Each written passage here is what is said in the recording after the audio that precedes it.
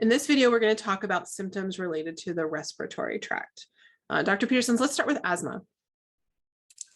So asthma, just as the diagnosis, can be helpful, but also knowing what the symptoms of asthma actually are. You know, do you actually hear wheezing, shortness of breath, gasping for air, trouble getting a deep breath in, trouble getting a deep breath out? Really the specifics that go along with asthma symptoms. Going upstairs, is it only exercise induced? Does it only come out during the winter time in the cold air, or is it all year round?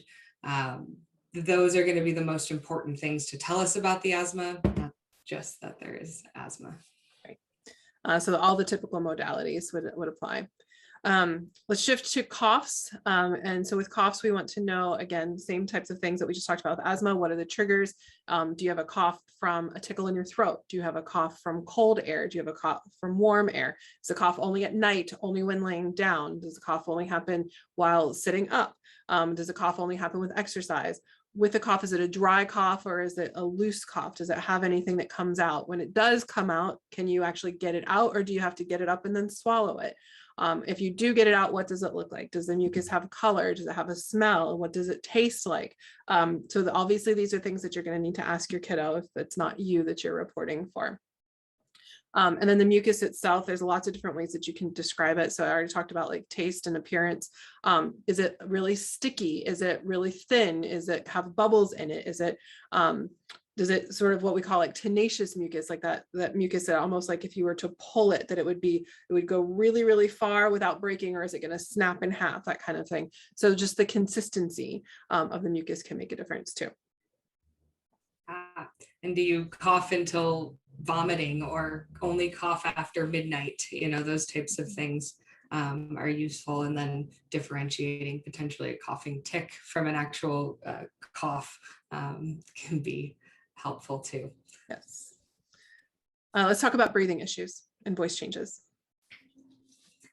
Yeah, voice changes. I love this one because a lot of parents won't report it, but you'll hear it with the kiddos where they sound really nasally, or they sound hoarse, or they lose their voice really easily. And this may be, you know, certain times a year, or temperatures, like every other symptom. But changes in the voice, is it raspy? Can they not speak at all? Yeah, those are the most common ones that we see. As far as breathing issues, aside from asthma, so even if there's not diagnosed asthma, we could have air hunger, which is oftentimes related to anxiety. So that's where we feel like we can't really get a full breath in. That's pretty common if Pans and Pandas kids. So just do your best to explain it, but associated with what? So what is going on that triggers that sensation of air hunger? That's going to be more beneficial than just the air hunger itself. Are they having fast or slowed breathing? Are they having deep or shallow breathing? What sensations do they have in their chest associated with breathing? Are they feeling like there's tightness? And where is the tightness? Is it tightness pushing down? Is it tightness pressing in? That type of thing. Or are they actually feeling tightness because it's pushing out too much?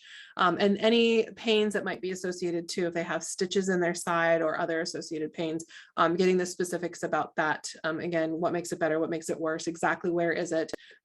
What exactly is the sensation? And that type of thing, like we've been talking about in all of these videos. And if these symptoms come on, you know, just only during anxiety, right?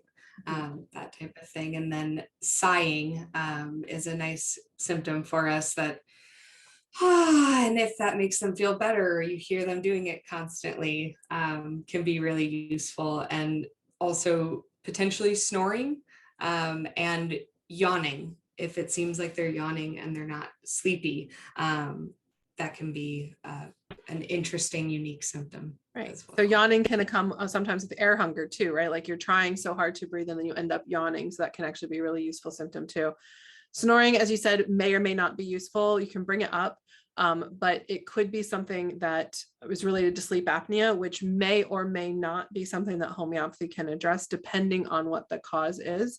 And so you can talk to your homeopath about that, about whether it's potentially something that could be useful. You can bring it up, like I said, but there's not a ton that we not a ton of specific modalities unless you happen to only snore at the beginning of night, or only snore the second half of night, or only snore when napping, but not during long sleep. Yeah, if you bring up snoring, I'm probably going to investigate the ears and the throat and the tonsils and ask you questions about those specific things, and try to understand the snoring better from some other symptom. Right. So if your ears perked up with the snoring, it might be good to go back to those other videos too, to see if there's other symptoms that you might need to be observing to round out the description of snoring.